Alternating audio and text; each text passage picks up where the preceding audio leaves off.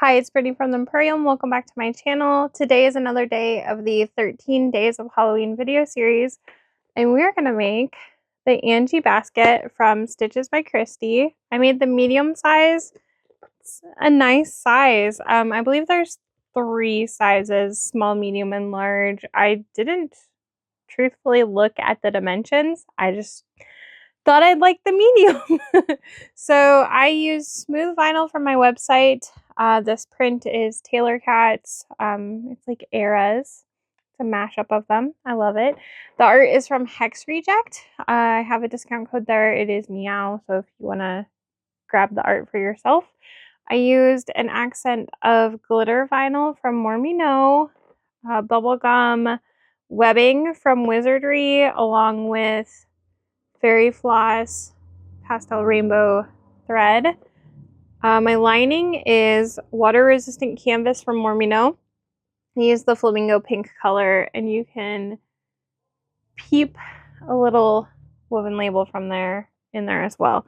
I really like the structure it has with these materials. It's bendy, but it stands up on its own. If you haven't checked out the rest of the 13 Days of Halloween, you really should. Having a lot of fun with this series. If you haven't already subscribed, I would absolutely love if you did. I had recorded cutting and sewing, and I just discovered my mic was not on.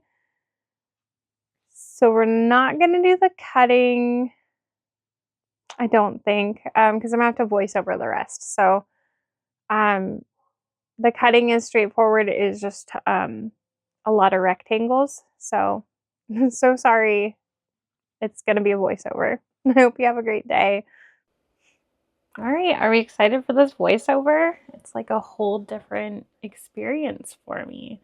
Here I am, I'm telling you that I'm using my 8 by 24 inch ruler from More Me Know. It was the perfect size ruler for this project. And then I'm using a cat's mashup print of smooth vinyl from my website. I'm using some glitter vinyl from More Me Know as my accent. And then I've got some Decaville Heavy. And for this pattern, you have, it's kind of like it gets pieced together. So you have your main print, but there's a bottom and a top for that main. And there's my hands. I'm telling you about it. I also sped this part up because I wanted to still have it in the video, but yeah, it was too much looking at me talk, and I don't know what I was saying exactly. But anyways, so you've got your main print, you have the top and the bottom, and then your accent goes in the middle of those. So what I did is I cut both the top and bottom at the same time, and then I sliced through that to cut them apart. And what that did was it kind of made my print like continue up past it instead of being like in a completely different spot. So I made sure that I kept the 2 pieces from each set together. And then there's my accent piece. I believe I also cut both of these at the same time and then just sliced down the middle. I used water resistant canvas from More Me Know. But so for your exterior, you've got your main print, you have the top and the bottom, and you cut 2 of those because you have a front and a back. And then out of your accent, if you're doing it in the same spots as me, you have the accent strip on the front and the back, so you cut 2 of those, and then you have your bottom panel. From your interfacing, you're just cutting bottom interfacing, and then you fuse that on, or tape it if you want. I think we're getting close to the end of this part. Oh, no, we've got webbing. So you have 2 pieces for your handles, and she tells you at the end that she had you basically cut them a little bit longer if you wanted to size them down. So if you think the handles on mine are too long, you could trim down yours a little bit. It's up to you. From the lining, you're cutting 2 main pieces and 1 bottom piece. there's no piecing the lining together.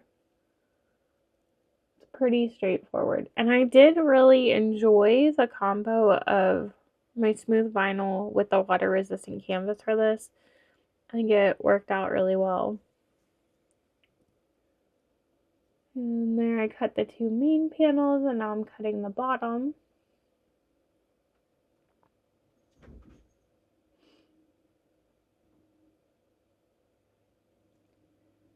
And look at me. I am putting away my materials. Who am I?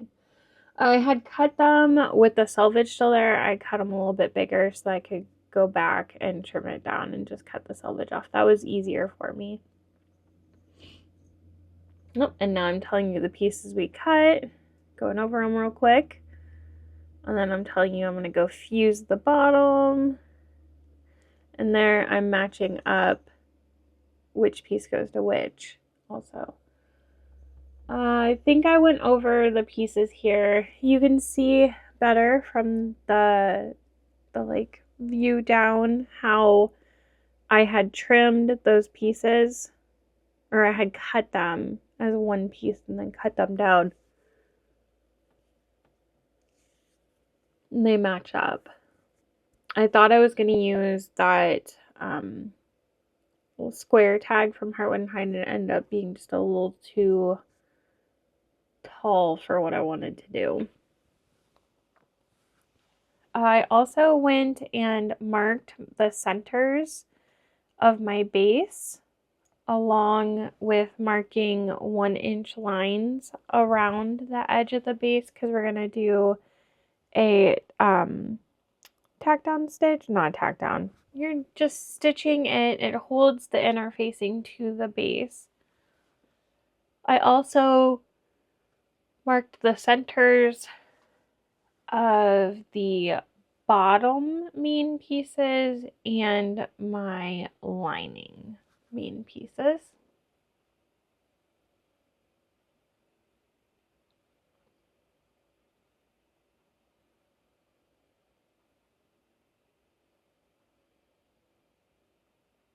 So weird. Silence. I feel like I have to tell you so much more. So here I am. I'm stitching along that line. I used a heat erase pen, but on that glossy vinyl, it does not really matter because you're able to just wipe it away. And I left the tails long. I end up pulling those to the back to knot them off. And after I stitch it, I just go ahead and wipe away any pen that is showing.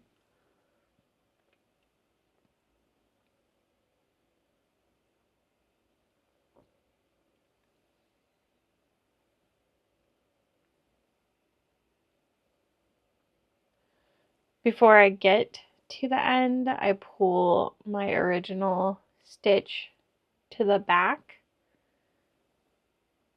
And then you want to end in the same hole that you started. And then I'll leave a long tail again and pull that to the back and knot them off.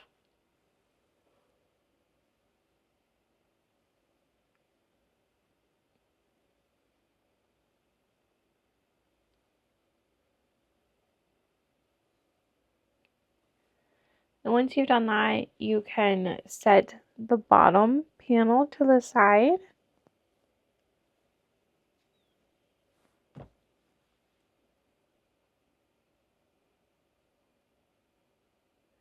I do trim those threads a little bit. I leave enough that it won't come unknotted. There I am, wiping off those pen marks. You can use like a baby wipe too if you need to.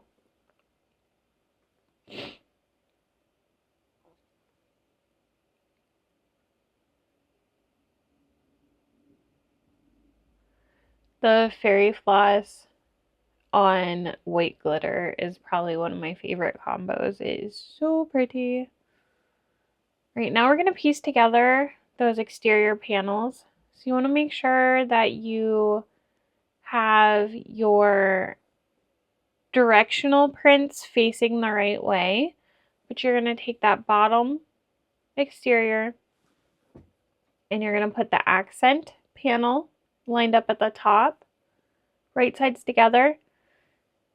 If your accent panel is directional, you want to make sure that you are lining it up so you can lay them both face up and then just flip down that accent panel. You're going to clip them together, and then after that you're going to sew them. All the seam allowances are in the pattern. Make sure you backstitch at the beginning and the end.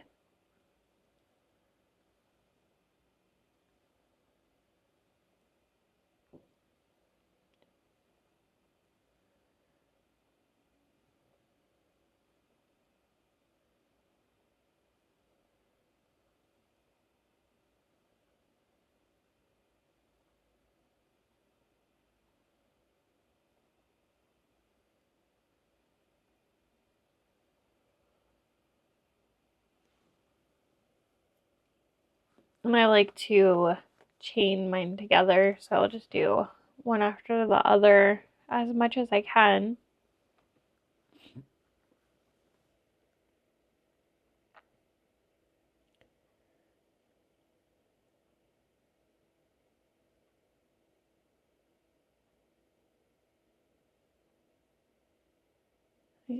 So once we've stitched those together, we're going to be top stitching. And the way we're going to do the top stitch is you're going to fold the accent panel up, and you want that seam allowance to be under the accent panel. You're top stitching on that accent panel through all of the seams. So the main print, the main bottom, it shouldn't be folded at all, just that accent panel over the seam. You're creating the illusion that the main print is like one piece and you just have that accent panel over top of it. I'm going to repeat that on the other one as well.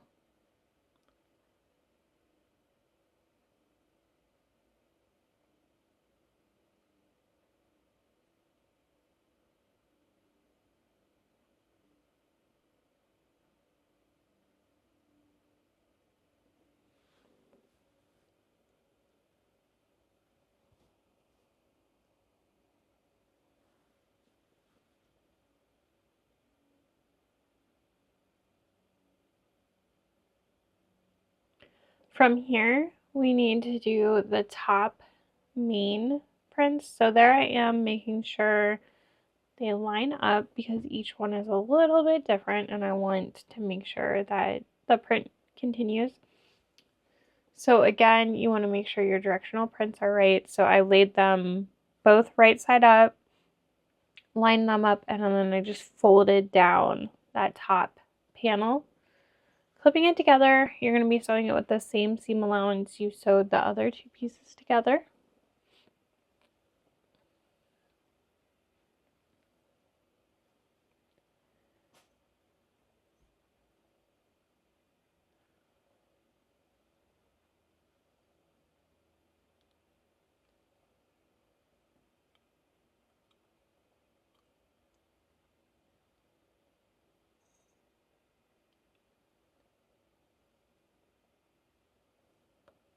And repeat that on the other side.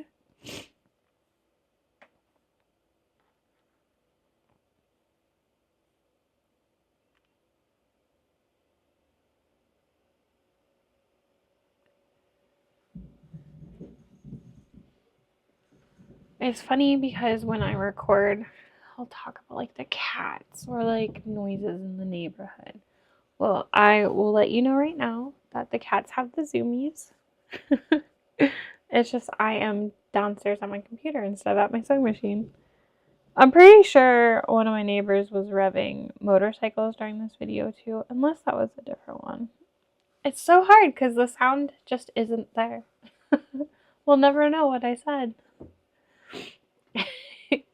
So you're going to be top stitching again on the accent panel, but this time when you fold it down, you kind of have to manipulate it a little bit more because you want the seam allowance to fold into the accent panel again. So both seams should be folded in towards the accent panel.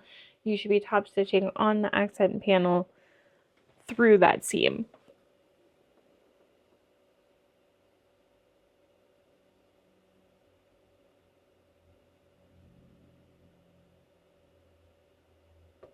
I think right here I was talking about my tag not fitting correctly and how I was thinking I was going to need to switch to my rectangular one instead of the square one.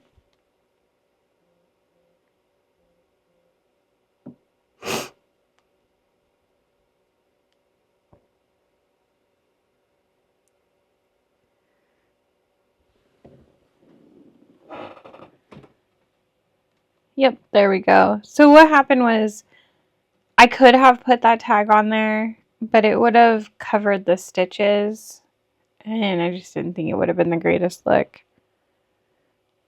So I ended up switching to my rectangular one, but before that, repeating that top stitch on the other side.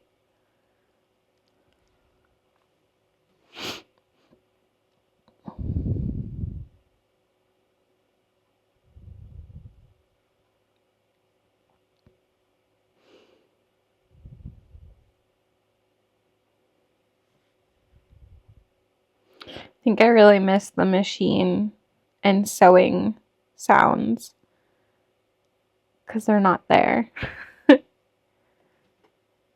I promise I will check my mic every time. So unless like the battery dies or something, hopefully there's sound.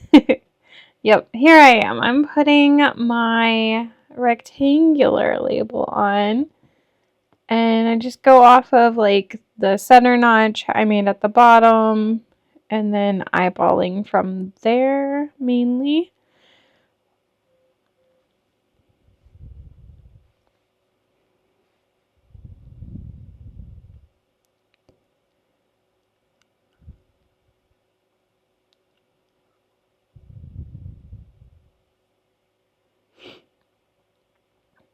And I'm explaining how I did that right there.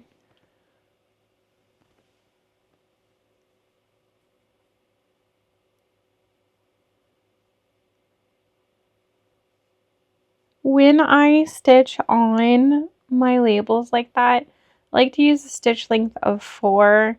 Always start in a corner. I keep my tails long so I can pull the threads to the back and knot them off. Also, my machine does not have a synchronizer, so I'm able to control starting and stopping my needle and where it lands a little bit better. When you're pivoting corners, you want to have the needle in so that when you lift the foot, nothing's going to shift.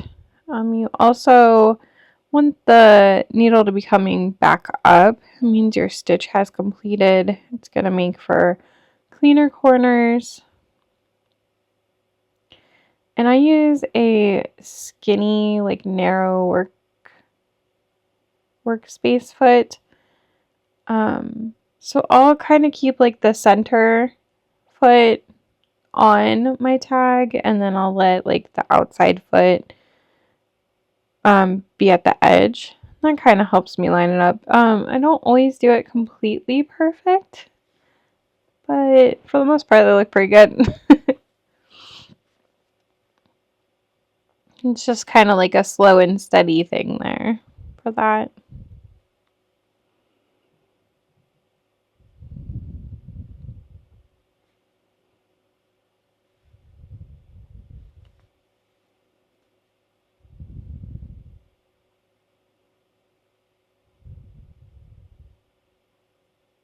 Knotting off my threads, and again when I do that, I like to leave the tails a little bit long, but I still trim them down.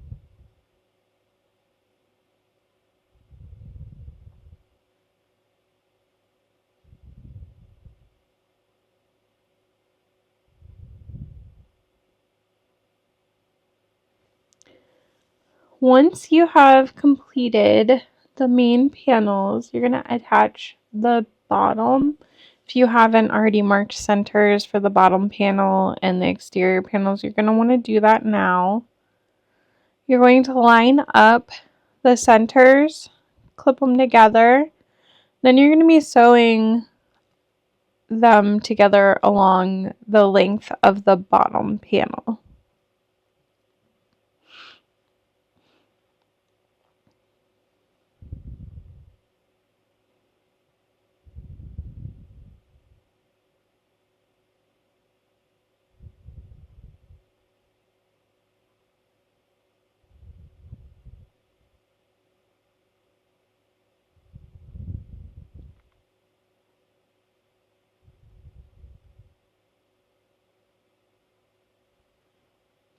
After you have stitched those together, you're going to fold the bottom, and you want your seam allowance to be towards the bottom. So stitching through the bottom with the seam allowance below it.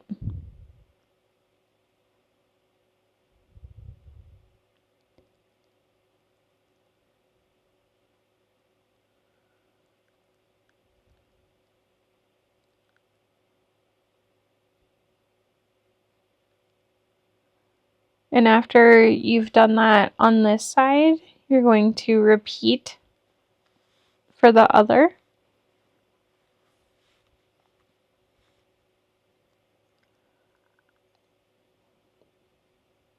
So again, lining up those centers, clipping them together, and sewing the length of the bottom.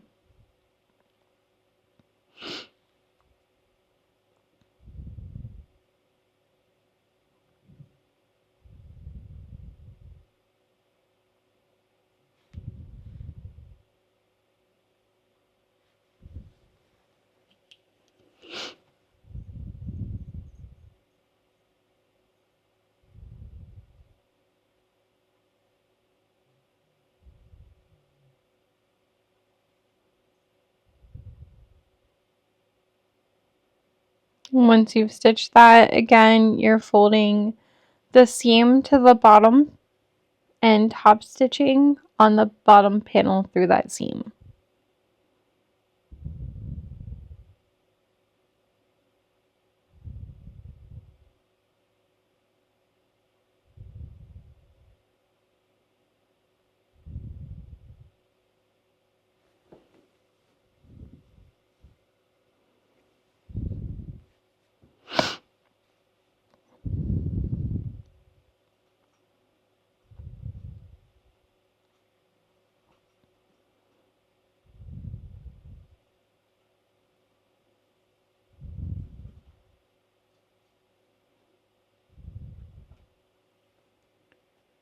Once you have top stitched the bottom panels, you're going to line up the sides of those exterior panels and clip them together.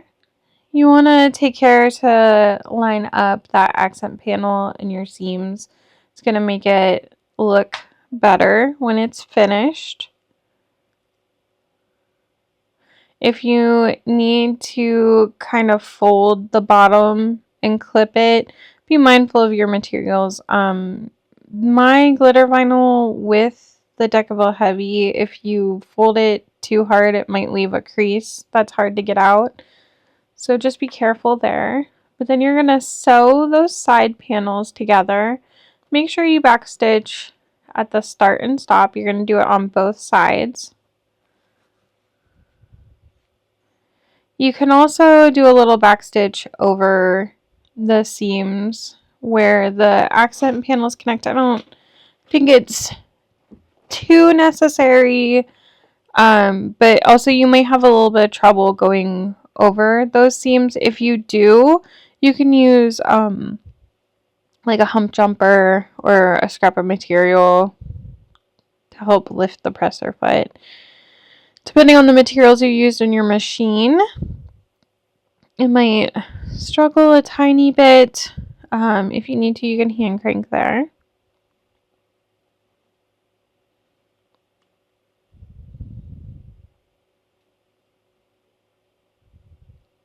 And after you have sewn both sides of that main exterior, you're going to be boxing the corners.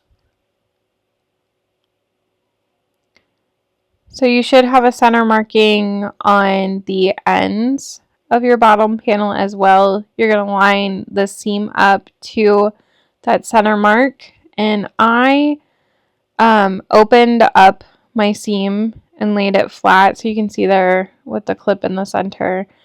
So it's not, see how it's kind of, it has a gap a little. I know it's hard to tell. I guess I went off camera. I'm really sorry. Wow, off camera, no sound. Do you guys like my videos? I'm joking. Love you guys.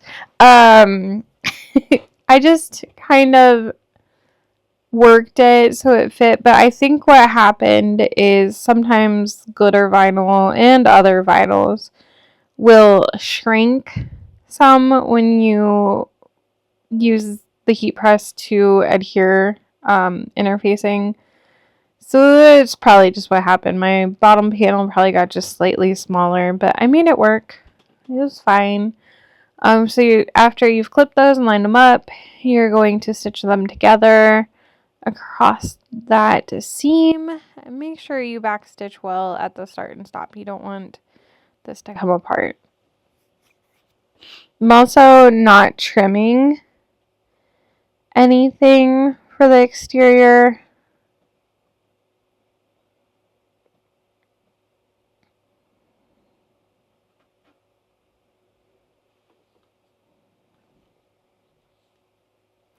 And you're going to do that on both sides.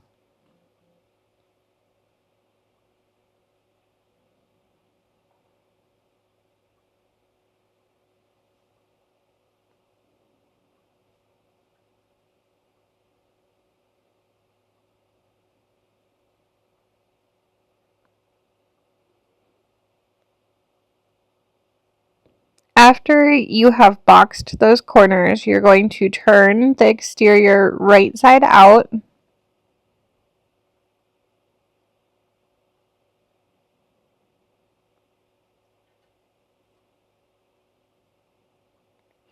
And I'm just poking those corners out, making sure they look good.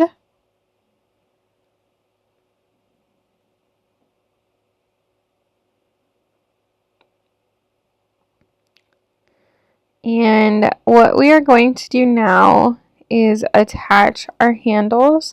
She doesn't give a measurement for where you should place them.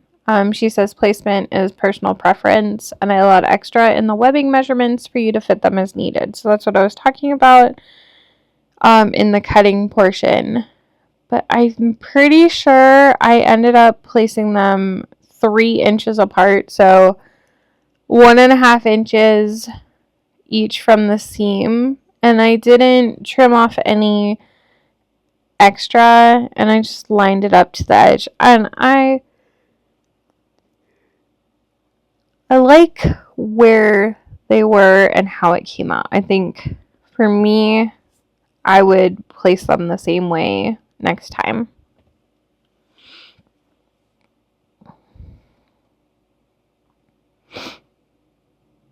And there's Donut. I'm pretty sure that was Donut. Thought I saw a white paw.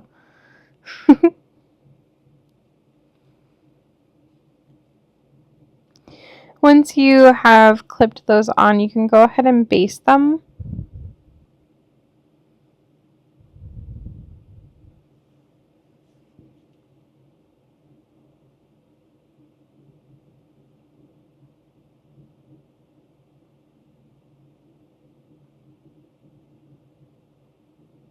That is Donut. I see those white paws. It was a little awkward pasting the webbing on from this side because I had it underneath.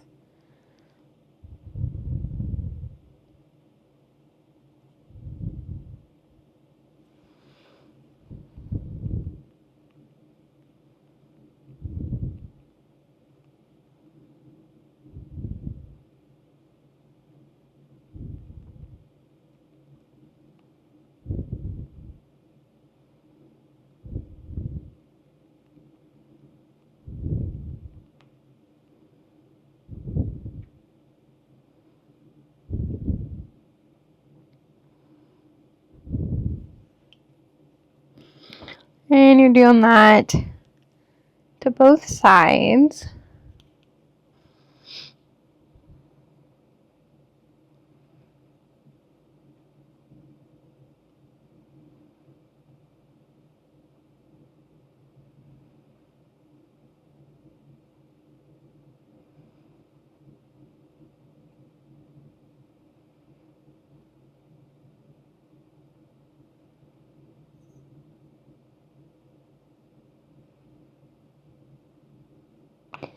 And after you have basted these on, you're going to set that exterior to the side and work on the lining. Same as the exterior, you're going to line up center markings for your main panels and the bottom of the lining.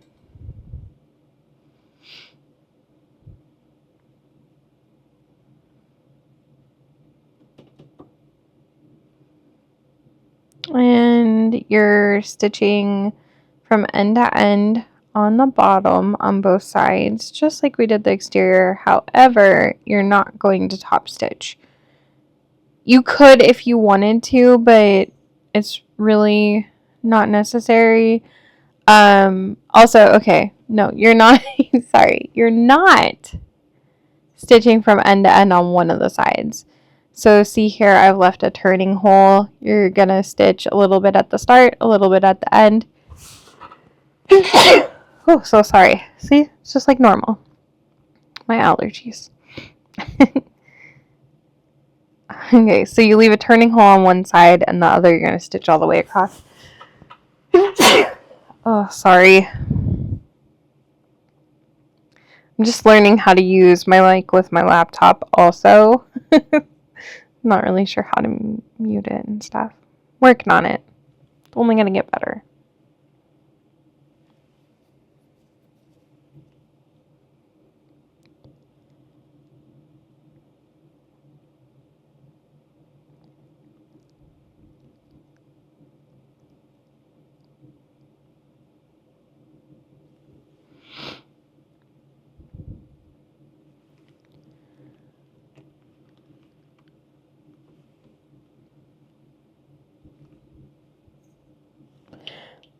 Once you've got that bottom panel on there, you're going to line up the sides and stitch them just like we did the exterior. One thing to note, and I think I said it at the end in my audio that's no longer there, I think I would go in on the seam allowance for the lining. So I would start these side stitches at the seam allowance that they're supposed to be at, but I would grade it in a little, and then I would also go in a little on the seam allowance on the bottom. I think it would just help it fit in there a little bit better. Like it just a touch. It just needs a little. Once you've got those sides sewn together, you can go ahead and box the corners just like you did the exterior.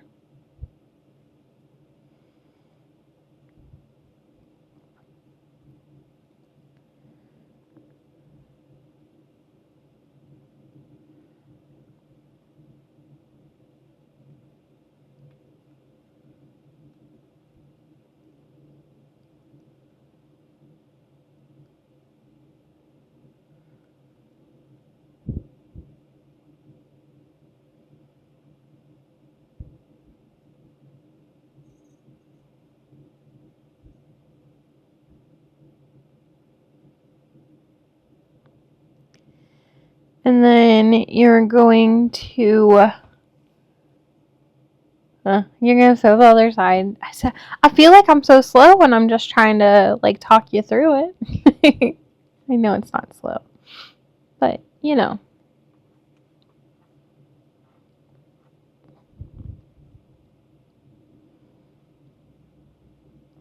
Alright, so once you've got the corners boxed, it's time to put the exterior into the lining.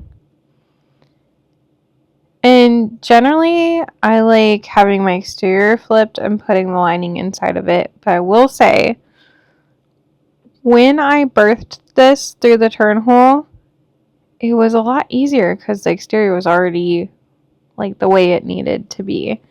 But you're gonna fit that in there. You're gonna clip it all together. So make sure you match up your seams first.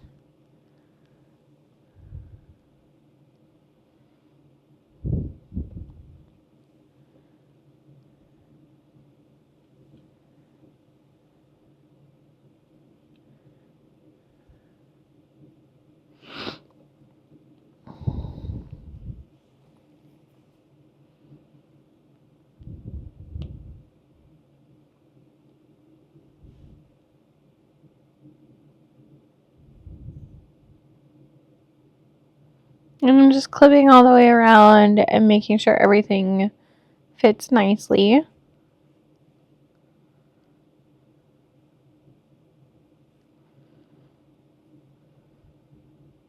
And then you're going to go ahead and stitch around. Make sure you back stitch at the start and stop. And then when you're going over the edge seams, if you need to use a hump jumper, you can. I also folded open the seams for the lining and the exterior so that they would sit nicer. You can kind of see on that clip, and now you can't, and it went away. But I have it folded open so it's not too bulky in one spot. And I think also that helps when you flip it and fold it in and you top stitch. I think it just sits nicer.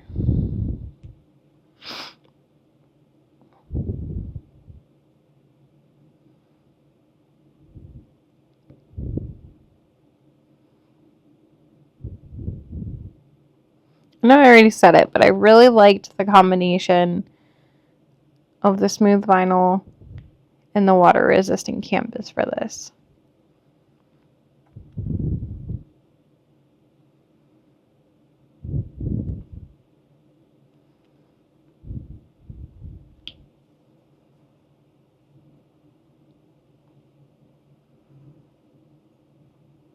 Alright, once you get to the end, go ahead and trim your threads. And then you're going to birth the bag through the hole we left in the bottom of the lining.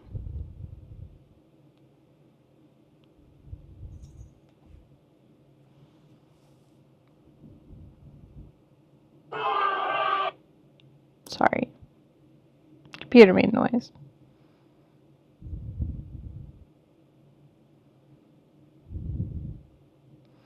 I had checked my bobbin and it was so close to being out, so I went ahead and changed my bobbin.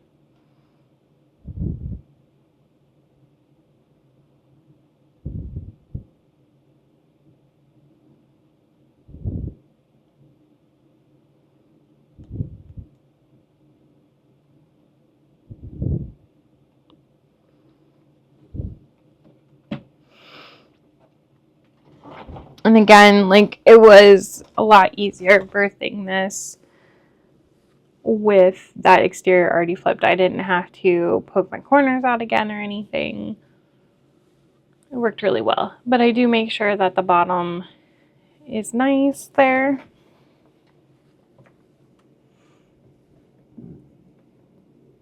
And then once you have that flipped, you're going to need to close the turn hole.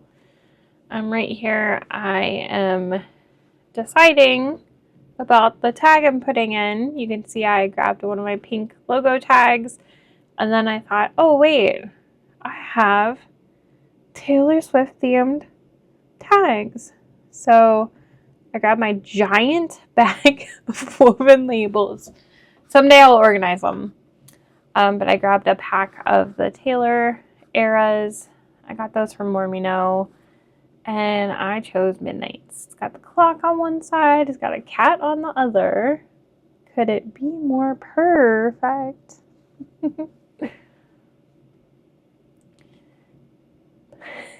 I can't with myself sometimes. But you're going to fold the seam so it sits nicely. And then I like to clip at the start and the stop so I know where I need to stitch. And I'm not going to put the tag in quite yet. I'm going to start stitching, get a little bit closer to the center where I'll be putting the tag, and then I make sure the needle is down in case I need to lift the presser foot. But I like to push the tag in pretty far so you can see it's only sticking out a tiny bit, and then I'll gently pull on it until it's right where I want it to be. That's just the way it works best for me. And then you'll finish stitching across there. Make sure you backstitch the start and stop well. And if any threads are sticking out, you can always hit those with a lighter.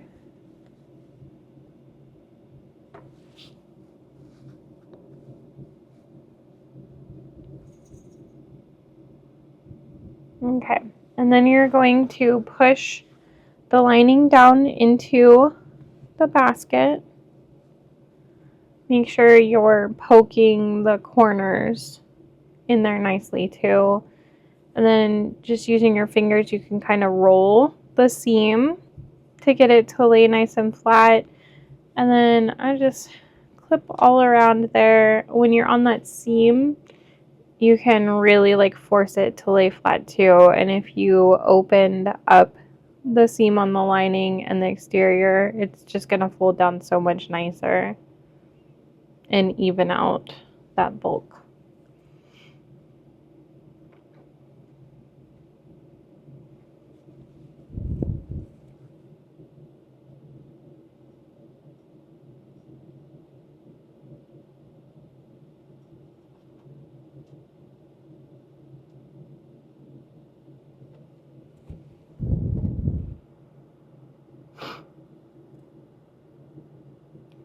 And then once I have my top seam all clipped together, I like to just kind of make sure everything is sitting nice, and see how the lining just looks a little bit baggy.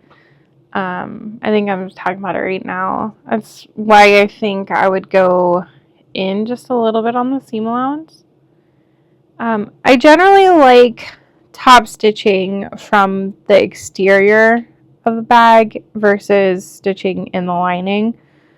And with the materials I had, it was nice and pliable, so I'm able to not turn the whole bag inside out again, but I can just carefully move and bend it as I need. Make sure if you're stitching this way, or even if you're stitching from the lining side, you do not want to stitch your handles in your top stitch. Also, oh yes, okay, so when I sewed the lining and the exterior together, so before this, I did backstitch just a little bit over each handle just to reinforce it some. But when I do this top stitch, I'm not going to backstitch over those handles.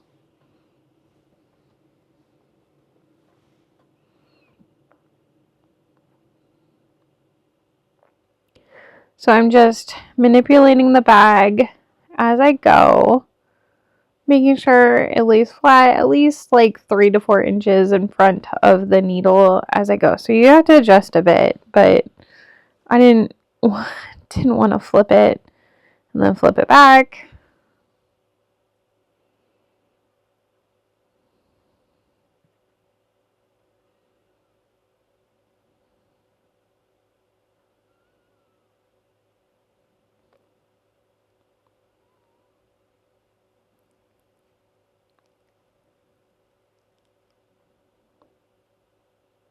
And I started and stopped on the back panel side, just so like my back stitches weren't like front and center.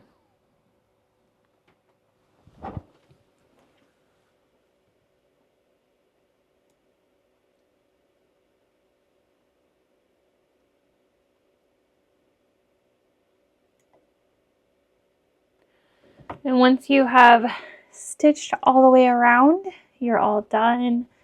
Make sure everything sets nicely. You can hit those threads with a lighter. I hope you enjoyed. So sorry for the voiceover. It's not how I would prefer to do this, but hey, if you watched all the way, leave me a comment and let me know which one of my cats is your favorite, and you can let me know why it's Donut too. I won't tell the cats. If you haven't subscribed already, I would love if you did. Thanks so much for watching, and I hope you check out the rest of the 13 days of Halloween. Have a great day. Bye!